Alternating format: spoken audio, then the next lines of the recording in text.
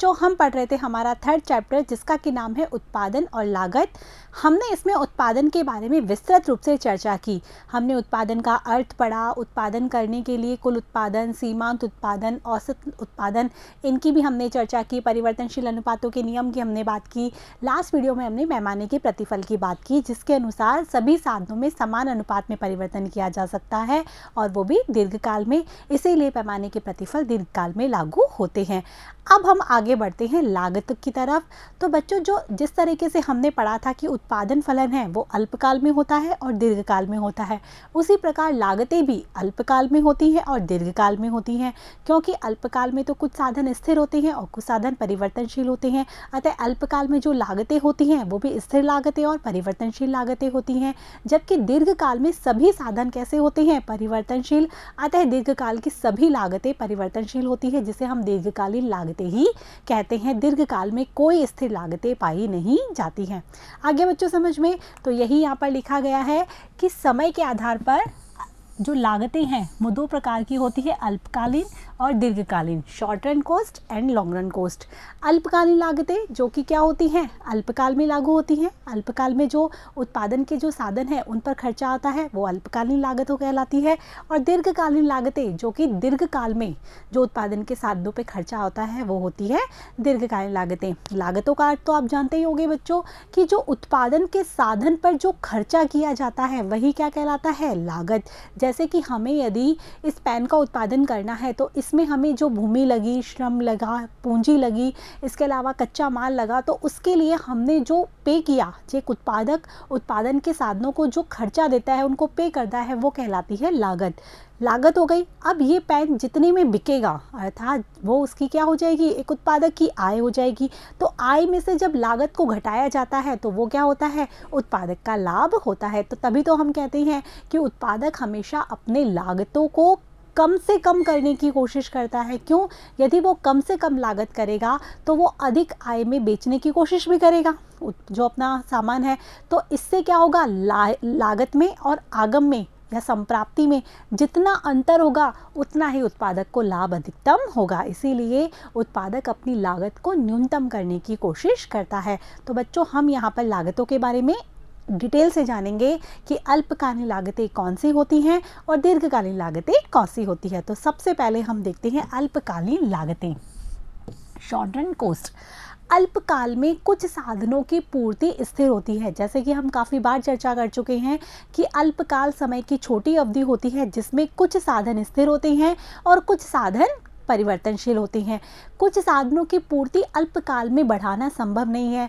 चाहे आप मान लो कि जैसे कुछ तरह का कच्चा माल होता है जिसे कि हम अल्पकाल में जल्दी से नहीं अवेलेबल करवा सकते, या फिर कुछ साधन जैसे मैंने हमेशा बात की है भूमि की, कि भूमि ऐसा साधन है जिसे कि अल्पकाल में जल्दी से बढ़ाया नहीं जा सकता, जबकि दीर्घकाल में इसे बढ़ाया जा सकता है। तो ये कह सकते हैं कि अल्पकाल में कुछ साधनों की पूर्ति कैसी होती है? स्थिर होती है। अतः उस पर जो लागतें वहन करनी होती हैं वो स्थिर लागतें होती हैं और वो लागतें चलती ही रहती हैं। इसके बाद कुछ साधन ऐसे होते हैं परिवर्तनशील, जैसे श्रम की इकाइयाँ होती हैं। जैसे हमें उत्पादन बढ़ाना है तो हम क्या करेंगे? परिवर्तनशील साधनों की इकाइयों को बढ़ाते चले जाएंगे। तो जो परिवर्तनशील साधनों की जो लागत होती है, अर्थात परिवर्तनशील जो साधनों पर जो खर्चा आता है, वो होती है परिवर्तनशील लागतें। तो अल्पकाल में दो प्रकार की लागतें होती हैं, एक तो स्थिर लागतें और एक होती है परिवर्तनशील लागतें। ठीक है बच्चों, यहाँ पर यही लिखा है कि अल्पकाल में कुछ साधनों की पूर्ति स्थिर होती है, अतः फर्मों को स्थिर लागतें वहन करनी होती हैं, और कुछ साधन जो परिवर्तनशील होते हैं उन पर परिवर्तनशील लागतें आती हैं। तो दो प्रकार की लागतें हो गई अल्पकाल में, एक तो स्थिर लागतें और एक है परिवर्तनशील लागतें। अब हम एक चार्ट के माध्यम से देख पाएंगे कि किस प्रकार से हम अल्पकालीन लागतों का अध्ययन करेंगे। अल्पकालीन लागतें, जैसे हमने उत्पादन पढ़ा था, कुल उत्पादन, औसत उत्पादन, सीमांत उत्पादन, उसी प्रकार से लागतों को भी हम पढ़ेंगे, कुल लागत, औसत लागत और सीमांत लागत। कुल लागत TC, औसत लागत AC एवरेज कॉस्ट और सीमांत लागत MC TC टोटल कॉस्ट। ठीक है बच्चों, अब हमने जैसे अभी चर्चा की कि जो लागतें हैं वो कैसी होती हैं? स्थिर और परिवर्तनशील। तो इनको भी दो दो भागों में बांटा गया है। जो कुल लागत है वो भी दो होती है, एक तो कुल स्थिर लागत और एक कुल परिवर्तनशील लागत। कुल स्थिर लागत, कुल परिवर्तनशील लागत, औसत लागत है वो भी दो होती है, औसत स्थिर लागत और औसत परिवर्तनशील लागत, और जो लास्ट है वो है सीमांत लागत। तो इस प्रकार से अल्पकाल में हम कितनी लागतें पढ़ेंगे? कुल लागत 1, कुल स्थिर लागत 2, कुल परिवर्तनशील लागत 3, औसत लागत 4, औसत स्थिर लागत 5, औसत परिवर्तनशील लागत 6 और 7वीं है सीमांत लागत। तो इस प्रकार से हम इन लागतों का अध्ययन करेंगे अल्पकाल में। आगे बच्चों ध्यान से समझना है आपको कि कौन सी लागतें कैसी होती हैं, इनका कौन सा फॉर्मूला होता है और आपको कौन से डायग्राम के द्वारा लागतों को दर्शाना होता है। तो सबसे पहले हम देखते हैं कुल स्थिर लागतें। ठीक है, उत्पादन के साधनों पर, उत्पादन के भी कौन से साधन, जो स्थिर साधन हैं उन पर जो कुल खर्चा आता है अल्पकाल में, वो कौन सी हो गई? कुल स्थिर लागतें। जो आपकी डेफिनेशन है वो नाम से ही बन रही है कि कुल स्थिर लागतें।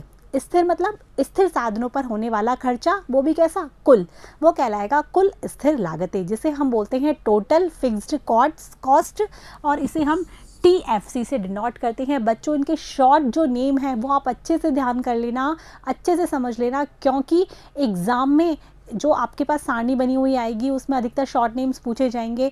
तो आपको ये याद रखना है कि सीमांत लागत को MC बोलते हैं, कुल स्थिर लागत को TFC कहते हैं, कुल परिवर्तनशील लागत को TVC कहते हैं, और आपको यहाँ पर इनके नाम अच्छे से मिल भी जाएंगे तो आपको याद करने में आसानी भी होगी। ठीक है बच्चों, तो अल्पकाल में कुछ उत्पत्ति के साधनों की पूर्ति स्थिर रहने से उन पर किया जाने वाला कुल व्यय क्या कहलाता है?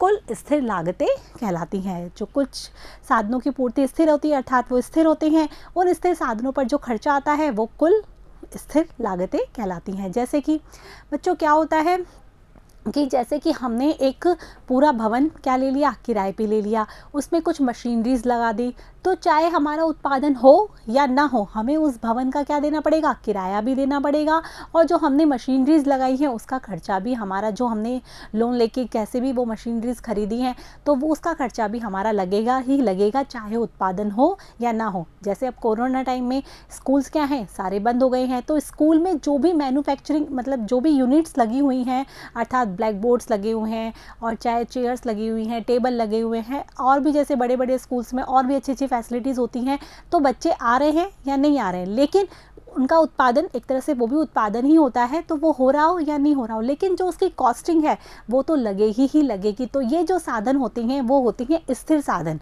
जिनका प्रयोग हो या ना हो, अर्थात उत्पादन हो या ना हो, उनकी कॉस्टिंग तो लगती ही लगती है, तो उसे हम बोलते हैं कुल स्थिर लागतें। जैसे यहाँ पर एग्जांपल में दे रखा है ecommerce, health insurance, equipment, bank loan. आ रहा है बच्चों समझ में? ये सब आते हैं किसमें? फिक्स कॉस्ट में। जैसे इक्विपमेंट्स मतलब औजार, मशीनरीज, यही ले लो, चाहे हम उत्पादन करें या ना करें वो बंद पड़ी रहें, लेकिन क्या होगा? हमारी उस पर लागतें जो हैं वो हमें वहन करनी ही पड़ेगी। आगे बच्चों समझ में? जैसे भवन है, किराया है, प्रबंधक का वेतन है, बीमा है। अब बीमा जो होता है उसमें क्या होता है? हमने जिस चीज़ का बीमा करा रखा है वो एक्सीडेंटल होगी तो ही तो हमें उसका रिफंड मिलेगा, अदरवाइज़ क्या होता है? वो इंश्योरेंस के पैसे हमें जमा कराने ही पड़ते हैं। तो इस तरीके से ये जो स्थिर लागतें हैं वो एक व्यक्ति को, एक फर्म को या एक उद्योग को वहन करनी ही होती हैं। आगे बच्चों समझ में? चाहे उत्पादन हो या ना हो। ये लागतें उत्पत्ति बढ़ने के साथ कैसी रहती है? स्थिर, मतलब कितनी ही उत्पत्ति बढ़ती रहे, जैसे मैंने आपको कहा उत्पत्ति शून्य होने पर भी क्या रहेगी? है वही रहेगी, वो वहन करनी पड़ेगी।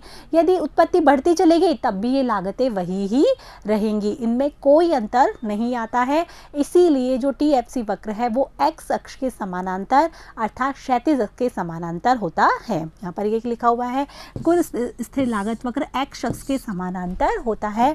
जैसे ये है हमारा, यहाँ पर तो हमने लिख दिया कुल स्थिर लागत वक्र, और ये हमारा उत्पादन है।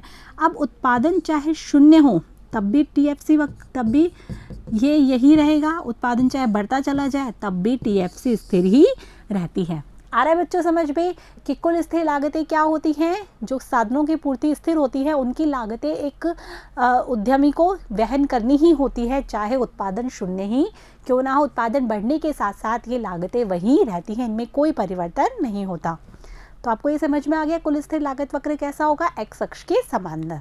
ठीक है बच्चों, आगे हम देखते हैं कुल परिवर्ती लागतें, जिसे हम बोलते हैं TVC, टोटल वेरिएबल कॉस्ट। ठीक है।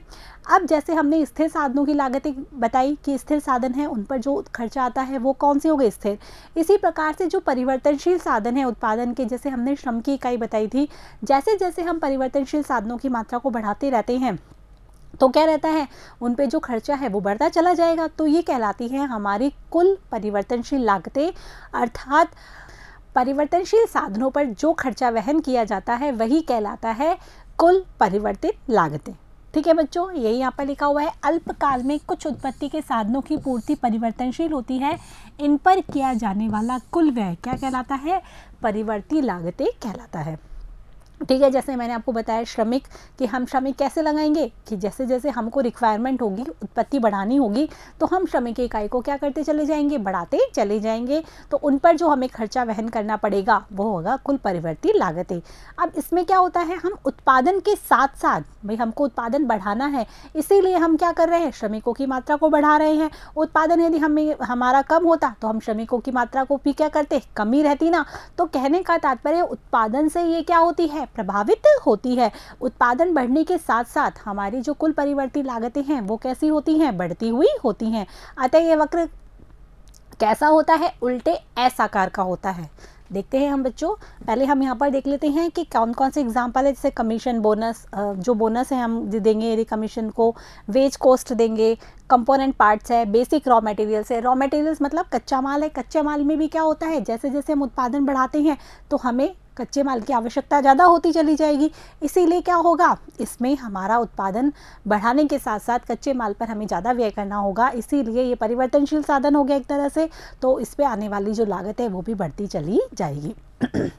ये लागतें उत्पत्ति बढ़ाने के साथ क्या होगी, बढ़ती चली जाएगी। अब बच्चों यहाँ पर क्या है, हम ये बोल रहे हैं कि जैसे जैसे हम उत्पादन बढ़ाते हैं तो ये लागतें क्या होती जाती हैं, बढ़ती चली जाती हैं। कौन सी लागतें, कुल परिवर्ती लागतें। तो हम ये कह सकते हैं कि जैसे हमने उत्पादन बढ़ाया तो ये जो लागतें हैं वो ऐसे बढ़ती हुई होनी चाहिए। वे उत्पादन बढ़ाने के साथ साथ ये बढ़ती चली जाती हैं, लेकिन ऐसा नहीं है। जो हमारा टीवीसी वक्र है, हमारा जो टीवीसी वक्र है वो सीधा बढ़ता हुआ नहीं होता, बढ़ती हुई तो होती है, लेकिन ये होता है हमारा उल्टे एस आकार का। इस तरीके से ये होता है हमारा टीवीसी वक्र, उल्टे एस आकार का। अभी उल्टे एस आकार का क्यों होता है, ये भी हम यहाँ पर समझ लेते हैं कि जो कुल परिवर्ती लागतें हैं उत्पादन बढ़ाने के साथ साथ पहले तो कैसे बढ़ती हैं, घटती दर से। कैसे बढ़ती हैं, घटती दर से। और अधिक और अधिक यदि हम उत्पादन करते चले जाते हैं तो इसकी दर हो जाती है बढ़ती दर से। हमने टीपी वक्र पढ़ा था, याद है आपको।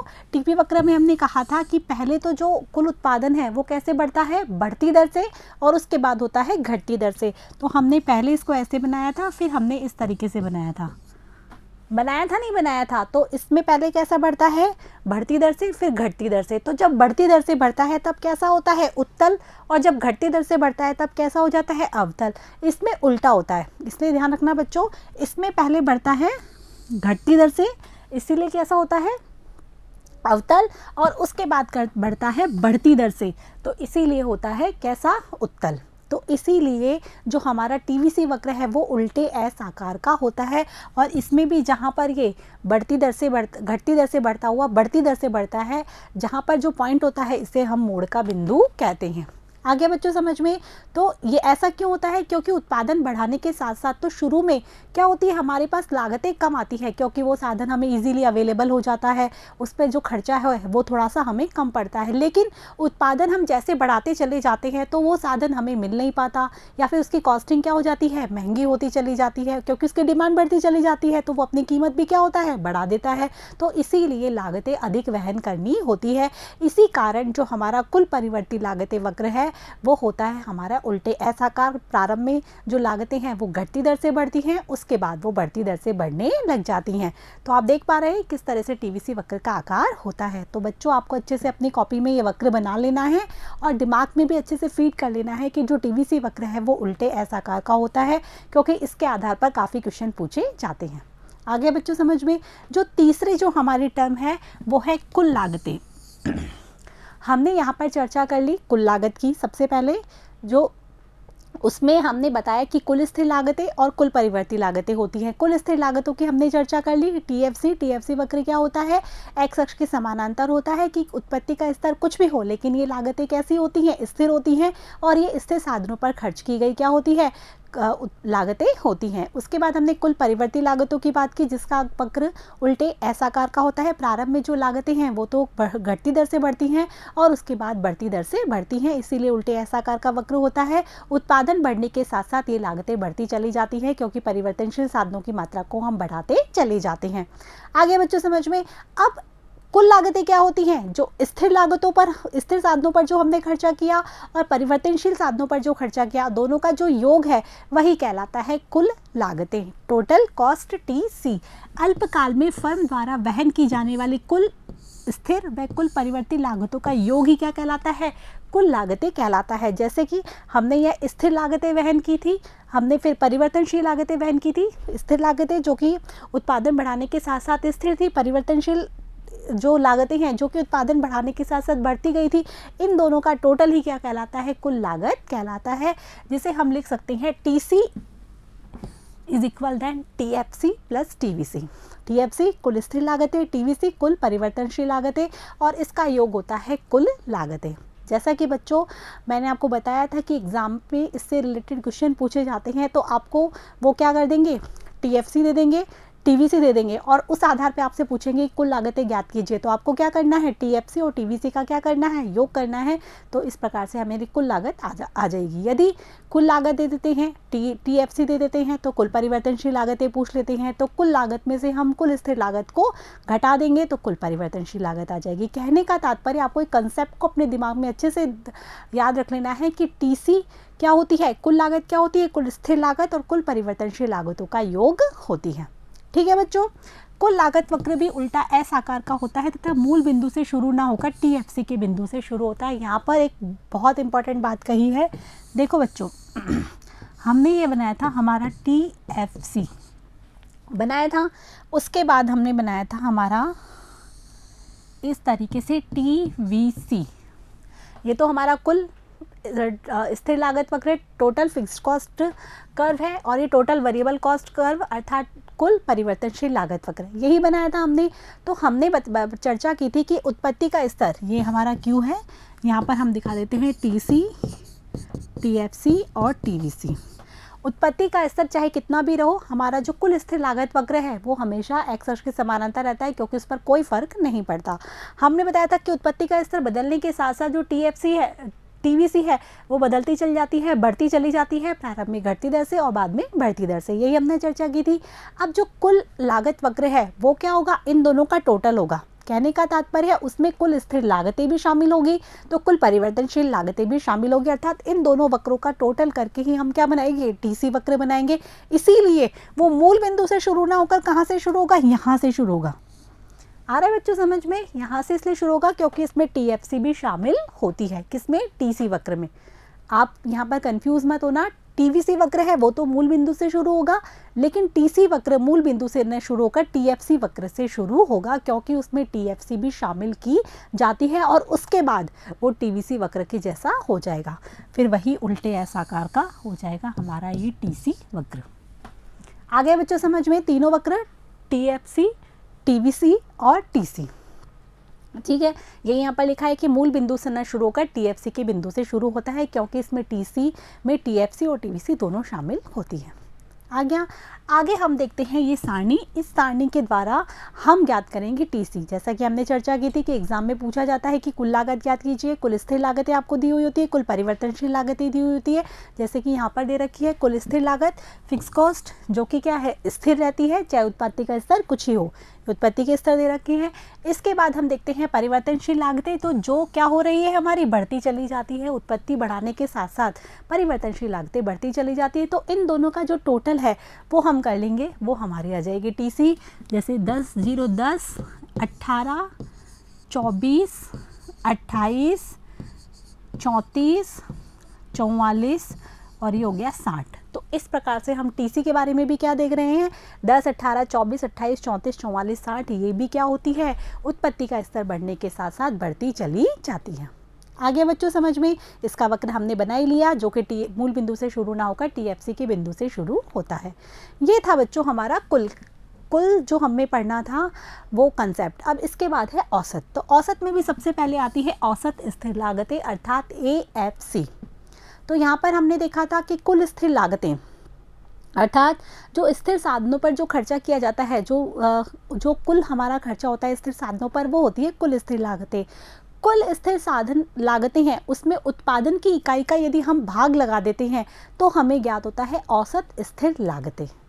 जैसा कि यहाँ पर लिखा हुआ है, कुल स्थिर लागतों में कुल उत्पत्ति मात्रा का भाग लगाने से औसत स्थिर लागतें प्राप्त होती हैं।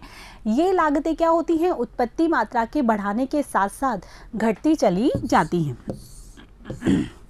देखो बच्चों, मैं आपको थोड़ा सा बता देती हूँ। ये हमारा था TFC वक्र, यहाँ था Q, ये हमारा TFC। अब हमने बताया था कि उत्पत्ति का स्तर क्या होगा? बदलता चला जाएगा, तो भी जो हमारी कुल स्थिर लागत है वो क्या रहेगी? समान रहेगी। अब उत्पत्ति के स्तर का हमको किस में भाग लगाना है? किस में देना है भाग? TFC में हमें उत्पत्ति के स्तर का भाग लेना है। तो TFC तो हमारी क्या है? स्थिर है, जबकि उत्पत्ति का स्तर का क्या हो रहा है? बदलता चला जा रहा है। तो कहने का तात्पर्य उत्पत्ति बढ़ने के साथ साथ यदि हम TFC में इसका भाग लगाते हैं तो वो क्या होती चली जाएगी? घटती चली जाएगी, और वो होती है हमारी AFC। कहने का तात्पर्य है AFC का वक्र होता है हमारा इस तरीके से, जिसे हम बोलते हैं आयताकार हाइपरबोला वक्र। हम पहले भी चर्चा कर चुके हैं, जिसके प्रत्येक बिंदु पर मान की लोच एक समान होती है और जिसके नीचे बने आयत का हर क्षेत्रफल कैसा होता है? समान होता है। बात कर चुके हैं ना।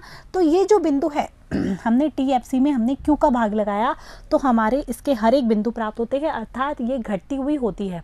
जैसे TFC मान लो हमने बताया था 50 50 50 50 50 है, ठीक है। TFC हमारी जो कुल स्थिर लागत है वो स्थिर है, जबकि उत्पादन है हमारा पहले 5 है, फिर 10 है, फिर 15 है, ऐसे उत्पादन बढ़ता चला जा रहा है। तो हम यदि TFC में Q का भाग लगाएंगे, पहले हमारा जो AFC 10 आता है, फिर हम देखते हैं तो कितना आता है? 5 आता है, फिर हम यहाँ इसमें भाग लगाते हैं 3 के बराबर कुछ आता है। समझ में आया? 3 15 3 45 40 15 दूनी 30 15 3 45 3.3 के करीबन कुछ आता है। तो कहने का तात्पर्य है कि लगातार AFC क्या हो रहा है? घटता चला जा रहा है। क्यों? क्योंकि TFC स्थिर रहता है और उत्पादन की इकाई बढ़ती चली जाती है, इसीलिए हम उस पर भाग लगाते हैं तो AFC घटता हुआ होता है, और वो होता है आयताकार हाइपरबोला वक्र, जो कि आपके सामने बना हुआ है, जिसे हम हिंदी में बोलते हैं आयताकार अतिपरवलय वक्र। उत्पादन की हर स्तर पर AFC वक्र घटता चला जाता है। यहाँ हम लिख देते हैं AFC और यह है Q। उत्पत्ति के स्तर बढ़ाने से जो औसत स्थिर लागत है वो घटती हुई होती है, ठीक है। यहाँ पर भी लिखा है कि AFC वक्र आयताकार हाइपरबोला या आयताकार अतिपरवलय वक्र होता है, और ये हमारा हो गया फॉर्मूला AFC बराबर TFC बटे में Q। कुल स्थिर लागत में हम उत्पादन की इकाई का भाग देते हैं, तब हमें AFC अर्थात औसत स्थिर लागत हमें प्राप्त होती है, ठीक है बच्चों। अब आपसे पूछ लेते हैं कि TFC कैसे याद करेंगे। तो TFC याद करने के लिए हम क्या करेंगे? TFC बराबर AFC मल्टीप्लाई Q। हम AFC में Q का गुणा कर देंगे, तब हमें प्राप्त हो जाएगी TFC। आगे बच्चों समझ में, हमें एक चीज़ पता होती है तो हम दूसरी चीज़ उससे आसानी से ज्ञात कर सकते हैं। आगे देखते हैं औसत परिवर्ती लागतें अर्थात AVC। हम यहाँ पर हर वक्र की चर्चा कर रहे हैं और उसकी टर्म की बात कर रहे हैं कि हम उसे कैसे ज्ञात करते हैं और उसका वक्र कैसा होता है। इससे पहले हमने औसत स्थिर लागत की बात की, तो औसत स्थिर लागत वक्र आयताकार हाइपरबोला अर्थात आयताकार अतिपरवलय होता है, ठीक है। इसके बाद है औसत परिवर्ती लागतें। तो वही कुल परिवर्ती लागतों में उत्पादन की इकाई का भाग देने पर हमें औसत परिवर्ती लागतें प्राप्त होती है। अब कुल परिवर्ती लागतें वक्र कैसा होता है? बढ़ता हुआ होता है ना। पहले कैसे बढ़ता है? घटती दर से बढ़ता है, उसके बाद बढ़ती दर से बढ़ता है। अब उसमें हमें भाग देना है उत्पादन की इकाई का। तो औसत परिवर्ती लागतें जो हमें प्राप्त होता है वो प्राप्त होता है हमें U आकार का। क्यों? प्रारंभ में तो औसत परिवर्ती लागतें जो होती हैं घटती हुई होती हैं, फिर न्यूनतम होती है और उसके बाद बढ़ने लगती हैं। लागतों के बारे में यही चर्चा की थी कि लागतें शुरू में हम उत्पादन के साधन हमें इजीली अवेलेबल हो जाते हैं, इसीलिए हमें क्या होती है, लागतें हमारी क्या होती है, घटती हुई होती है। बाद में लागतें एकदम न्यूनतम हो जाती हैं, जहाँ पर उत्पादक अपने लाभ अधिकतम करता है, और उसके बाद यदि हम और अधिक उत्पादन करते चल जाते हैं तो साधन महंगा होने से या उसकी उपलब्धि ना मिलने से क्या होती हैं, लागतें महंगी होने लग जाती हैं। तो औसत परिवर्ती लागतें एवीसी, एवरेज वेरिएबल कॉस्ट, जिसे हम ज्ञात करते हैं टीवीसी में क्यू का भाग लगाकर, यहाँ पर लिखा भी हुआ है, अल्पकालीन कुल परिवर्ती लागतों में कुल उत्पत्ति मात्रा का भाग लगाने से औसत परिवर्ती लागतें प्राप्त होती हैं, और औसत परिवर्ती लागत वक्र यू आकार का होता है। तो आपको यदि एवीसी वक्र बनाना है तो इस तरीके से एवीसी वक्र बनेगा। प्रारंभ में लागतें कैसी होंगी, घटती हुई होंगी, उसके बाद न्यूनतम हो जाएंगी, और उसके बाद लागतें कैसी होंगी, बढ़ती हुई होगी। इसीलिए एवीसी वक्र कैसा होगा, यू आकार का होगा। समझ में आ गया? और इसको हमने कैसे ज्ञात किया है, टीवीसी से, कुल परिवर्तनशील लागतों वक्र से, जिसका आकार कैसा था, उल्टे एस आकार का। ठीक है बच्चों, आगे हम देखते हैं औसत लागत वक्र। जैसे कि हमने कुल लागतों के संदर्भ में देखा था, कुल लागतें कुल स्थिर लागतें और कुल परिवर्तनशील लागतों का योग थी, वैसे ही जो एसी है वो किसका योग है, औसत लागत योग है, औसत स्थिर लागत और औसत परिवर्तनशील लागतों का योग है। इसके अलावा कुल लागतों में उत्पादन की इकाई का भाग देकर भी हम औसत लागत ज्ञात कर सकते हैं। अर्थात इसके दो फॉर्मूले हो गए, एक तो हम औसत स्थिर लागत और औसत परिवर्तनशील लागतों का योग करके, या फिर कुल लागतों में उत्पादन की इकाई का भाग देकर भी हम औसत लागत ज्ञात कर सकते हैं। ठीक है, अल्पकालीन कुल लागत में कुल उत्पत्ति की मात्रा का भाग लगाने से औसत लागत प्राप्त होती है। AC बराबर TC बटे में Q, यह औसत स्थिर लागत और औसत परिवर्तित लागतों का योग होती है। AC बराबर AFC प्लस ABC। अब जैसे कि हमने TC और TVC में पढ़ा था कि जैसा TVC का आकार होता है उल्टे S आकार का, वैसा ही किसका आकार होता है, TC का, अर्थात कुल लागत का उल्टे S आकार का। इसी प्रकार से जैसा ABC का आकार होता है अर्थात U आकार का, तो वैसा ही AC का अर्थात औसत लागत का आकार होता है उल्टे U आकार का। क्यों? क्योंकि औसत परिवर्तनशील लागत और औसत स्थिर लागतों का योग ही तो होती है क्या, AC। ठीक है बच्चों, यहाँ पर यह औसत लागत वक्र भी क्या होता है, U आकार का होता है। हमने यहाँ पर बनाया हमारा AFC, जो कि लगातार घटती हुई होती है। उसके बाद हमने यहाँ पर बनाई थी हमारी AVC, जो कि कैसी होती है, पहले घटती हुई होती है, फिर न्यूनतम होती है और उसके बाद बढ़ने लगती है। अब इन दोनों का जो टोटल है, AFC और ABC का टोटल क्या होती है, AC। तो हमारा जो AC वक्र है वो भी U आकार का होगा इस तरीके से। अब इन दोनों में क्या डिफरेंस है, जैसे कि हमने TFC और TVC को टोटल किया था, हमें TC प्राप्त हुआ था और वो TFC के बिंदु से शुरू होता है, ना कि मूल बिंदु से। अब इसमें क्या डिफरेंस है, जो इसका न्यूनतम बिंदु है ABC का वो तो पहले ही आ जाता है, लेकिन AC का न्यूनतम बिंदु बाद में आता है। क्यों? क्योंकि AC में क्या शामिल होती है, AVC भी शामिल होती है। आगे बच्चों समझ में कि AC में AVC भी शामिल AVC तो शामिल होती है, साथ में AFC भी शामिल होती है, इसीलिए इसका न्यूनतम बिंदु बाद में आता है और उसका पहले ही आ जाता है। आ गया? क्योंकि इसका जब हम टोटल करते हैं AC का, AFC का और ABC का हम टोटल करते हैं तो हमें औसत लागत प्राप्त होती है। तो AFC क्या होती है, शुरू से ही घटती चली जाती है। जो ABC वक्र है वो शुरू में घटता है, फिर न्यूनतम होता है और फिर बढ़ने लगता है। तो इन दोनों का कॉम्बिनेशन किस टाइप का है उस पर डिपेंड करता है। तभी औसत लागत वक्र उल्टे U आकार का तो होता है, किंतु उसका जो मिनिमम पॉइंट है वो बाद में आता है, क्योंकि इसमें AFC भी शामिल होता है। आगे बच्चों समझ में, तो ये थी औसत लागत की टर्म। अब लास्ट जो 7वीं टर्म है वो है सीमांत लागत अर्थात MC। जैसे कि हम बार बार बात करते हैं कि सीमांत क्या होता है, अतिरिक्त इकाई में परिवर्तन करने से कुल में होने वाला परिवर्तन। तो यहाँ क्या है, एक अतिरिक्त इकाई उत्पादन की लगाने पर जो कुल लागतों में परिवर्तन होता है वो कहलाता है सीमांत लागत, अर्थात MC बराबर डेल्टा TC बटे में डेल्टा Q। ठीक है, वो यहाँ पर लिखा हुआ है। उत्पत्ति की एक इकाई में वृद्धि करने से कुल लागत में जो परिवर्तन होता है उसे हम क्या कहते हैं, सीमांत लागत, अर्थात MC बराबर डेल्टा TC बटा डेल्टा Q। जो हमारा TC वक्र था वो किस तरीके से था, उल्टे एस आकार का, TC इस तरह से उल्टे एस आकार का। तो टीसी से हमें क्या ज्ञात करनी है, एमसी। तो ये भी कैसी है, बढ़ती हुई होती है और इसमें हमें उत्पादन की इकाई का भाग लगाना है। तो हमारा जो एमसी वक्र है वो भी कैसा होता है, उल्टे यू आकार का होता है। सीमांत लागत वक्र भी कैसा होता है, यू आकार का होता है। आगे बच्चों समझ में आगे है हमारे सामने ये सारणी, जिसे कि हम सॉल्व करके अच्छे से हमारे कंसेप्ट क्लियर कर सकते हैं कि सीमांत लागत, औसत लागत, कुल लागत, कुल परिवर्तनशील लागत, कुल स्थिर लागत, औसत स्थिर लागत और औसत परिवर्तनशील लागत कैसे ज्ञात की जा सकती है। हमने सारे समीकरण पढ़ लिए हैं, इसके बाद हमने सारे डायग्राम बना लिए हैं। तो आपको अब तो आइडिया हो गया होगा कि हमें किस तरीके से सारी चीज़ें याद करनी है, समझनी है और इससे क्वेश्चन सॉल्व करने हैं, क्योंकि एग्ज़ाम में इस तरीके का क्वेश्चन पूछा जाता है। आप अपनी पाठ्य पुस्तक लेंगे, उसके पीछे के प्रश्न उत्तर देखें, तभी भी आपको इस तरह के बहुत सारे प्रश्न मिलेंगे, जिसे कि हम आगे की वीडियो में भी सॉल्व करेंगे। आपको ये अच्छे से समझ में आ जाना चाहिए, क्योंकि एग्ज़ाम में इससे रिलेटेड क्वेश्चन ज़रूर पूछा जाता है। ठीक है बच्चों, तो हम सॉल्व करते हैं। हमारे पास टीएफसी दे रखी है, टीवीसी दे रखी है और टीसी दे रखी है। तो हम पहले जैसे पढ़ चुके हैं, जो टीसी है वो टीएफसी और टीवीसी दोनों का क्या होती है, टोटल होती है।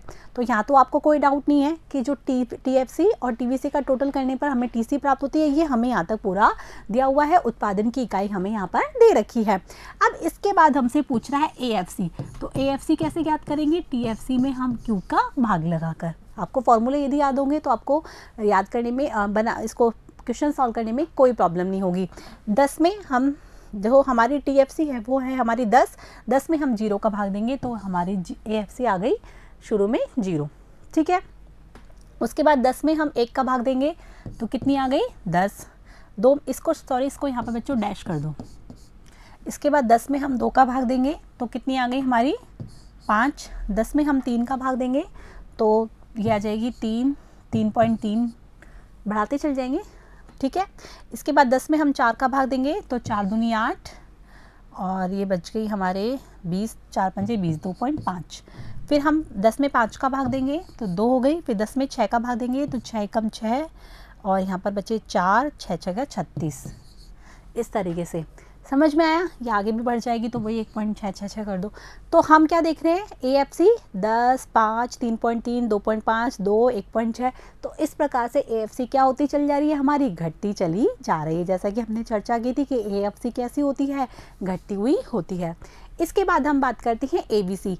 एबीसी का होता है कुल परिवर्तनशील लागतों में हम किसका भाग लगाएंगे, क्यू का, उत्पादन की इकाई का। कुल परिवर्तनशील लागतें हमारे सामने ये है और हमारे उत्पादन की इकाई ये है। तो 0 में 0 का 0 आ गया। ठीक है, इसके बाद या फिर हम इसको डैश भी कर सकते हैं, जैसा भी आपको लगता है, क्योंकि ये प्रारंभिक इकाई है। इसमें जब 0 है, उत्पादन कुछ हो ही नहीं रहा, तो इसका हमें कोई चर्चा करने की ज़रूरत नहीं है, क्योंकि यहाँ पर केवल स्थिर लागतों के बारे में ही दर्शाया जा रहा है। आगे बच्चों समझ में, तो यहाँ पर हम क्या करेंगे, टीवीसी हमारी है 8 में 1 का भाग देंगे तो कितना आया 8। ठीक है, फिर 14 है, 14 में हम 2 का देंगे तो कितना आएगा 7। तो हम देख रहे हैं ना कि शुरू में क्या होती चल जा रही है, घटती चल जा रही है। 18 में 3 का भाग देंगे तो आ गया 6, 24 में 4 का देंगे आ गया 6, 34 में 5 का देंगे तो 5 6 का 30, 5 7 5 8 40, 34 में देना है हमें तो 5 6 30 और बचे 40, 5 8 40, 6.8। फिर हमको देना है 50 में 6 का भाग, 6 8 48, 20, 6 3 18। ठीक है बच्चों, तो इस तरीके से हमने देखा कि एबीसी है वो हमें क्या होती है, पहले हमें घटती हुई प्राप्त हो रही है 8 7 6, उसके बाद न्यूनतम हो जाती है और उसके बाद वो बढ़ती चली जाती है। जो ट्रेंड है वही रहेगा जो हमने समझाया है। अब हमसे बोल रहा है एसएसी, तो हम 2 तरीके से ज्ञात कर सकते हैं, या तो हम कुल लागत में इकाई क्यू का भाग दे लें या फिर हम इन दोनों का टोटल कर लें, किसका, एएफसी और एबीसी का। तो हम एएफसी और एबीसी का टोटल करके उसे क्रॉस चेक कर लेते हैं। तो हम यहाँ पर देखते हैं दोनों 0 आ रहा है, औसत लागत क्या आ रही है 0। तो हम इसमें 10 में 0 का भाग देंगे तो 0 ही आएगा। इसके बाद हम देखते हैं एबीसी 8 और इसका यहाँ पर है हमारी 10 और 8 कितनी, 18, कितनी हो गई 18। और जो हमारी कुल लागत है वो 18 में 1 का भाग देंगे तब भी क्या आएगा 18 ही आएगा। इसके बाद हम देखते हैं 5 और 7 12, 24 में 2 का भाग देते हैं तब भी क्या आएगा, 12 ही आएगा। हो रहा है ना, हमारा क्रॉस चेक भी हो रहा है। यहाँ पर 6 और 3, यहाँ पर हमने कर लिया 9.3 लगभग। तो 28 में हम 3 का भाग देंगे तो 3 9 27, तो लगभग इतना ही आंसर हमारा आएगा। इसके बाद करते हैं दोनों का टोटल, तो ये हो गया 8.5। यदि 34 में हम 4 का भाग देंगे तो 4 8 32, तो यही आंसर आएगा लगभग। 44 में यदि हम 5 का भाग देंगे तो हमारा अबाउट यही आंसर आएगा, 6 दूनी 8.8। 44 में यदि हम इसका 5 का भाग देंगे तो यही आएगा हमारा 8.8। इसके बाद 10 में यदि हम किसका भाग देंगे, 6 का भाग देंगे तो हमारा आएगा 10। 60 में यदि हम 6 का भाग देंगे तो 10, और हम इनका टोटल करेंगे, यहाँ 8.34 होगा अबाउट, ठीक है, तो हमारा 10 आंसर आएगा। तो इस प्रकार से ये हो गई हमारी औसत लागत। हमने दोनों का टोटल करके औसत लागत ज्ञात कर ली।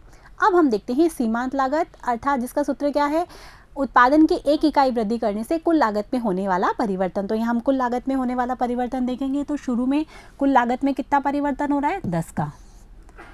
कुल लागत 10 परिवर्तन तो हो रही है, 10 से 8 हुई, अर्थात कितना परिवर्तन हुआ, 8 का। 18 से 24 अर्थात कितने का परिवर्तन हुआ, 6 का। 24 से 28 अर्थात कितने का परिवर्तन हुआ, 4 का। 28 से 34 कितने का परिवर्तन हुआ, 6 का। और इसके बाद 34 से 44 कितने का परिवर्तन हुआ, 10 का। 44 से 60 कितने का परिवर्तन हुआ, 16 का। ठीक है, यहाँ पर हम क्या देख रहे हैं, शुरू में ये वो कैसी हो रही है, घटती हुई, फिर न्यूनतम होके और फिर बढ़ने लगती है। यहीं पे यहाँ पर भी ये हो रहा है, यहाँ पर न्यूनतम हो गई और उसके बाद बढ़ने लगती है। तो सीमांत लागत भी यही होती है, प्रारंभ में घटती हुई होती है, न्यूनतम होती है और फिर बढ़ने लगती है। तो हमने इस सारणी के द्वारा कुल लागत, कुल परिवर्तनशील लागत, कुल स्थिर लागत, औसत लागत, औसत स्थिर लागत, औसत परिवर्तनशील लागत और सीमांत लागत कैसे तो ज्ञात की जाती है और किस तरीके से हम एक उदाहरण के द्वारा उसे समझ सकते हैं, ये सब हमने यहाँ पर देखा। ठीक है बच्चों, समझ में आ गया। अब हम देखते हैं औसत लागत और सीमांत लागत में क्या संबंध होता है। हमने चर्चा की औसत लागत वक्र कैसा होता है, यू आकार का, और सीमांत लागत वक्र भी कैसा होता है, यू आकार का। ये हमारा है औसत लागत वक्र, ये है हमारा सीमांत लागत वक्र। तो बच्चों हमने क्या देखा कि उत्पत्ति की इकाई को बढ़ाते हैं जैसे जैसे, तो औसत लागत है वो पहले घटती हुई होती है, फिर उसके बाद न्यूनतम होती है और बढ़ने लगती है। ऐसे ही सीमांत लागत क्या होती है, प्रारंभ में घटती हुई होती है, फिर न्यूनतम होती है और फिर बढ़ने लगती है। लेकिन इन दोनों में क्या संबंध या क्या डिफरेंस है वो हम यहाँ डायग्राम से देखेंगे। हमने औसत उत्पत्ति और सीमांत उत्पत्ति में संबंध देखा था ना, कुछ इसी प्रकार का है। हम यहाँ पर बना लेते हैं ताकि कि आप दोनों में कंपेरिजन कर पाएँ। ये हमने बनाई थी औसत उत्पत्ति और यहाँ हमने बनाई थी सीमांत उत्पत्ति।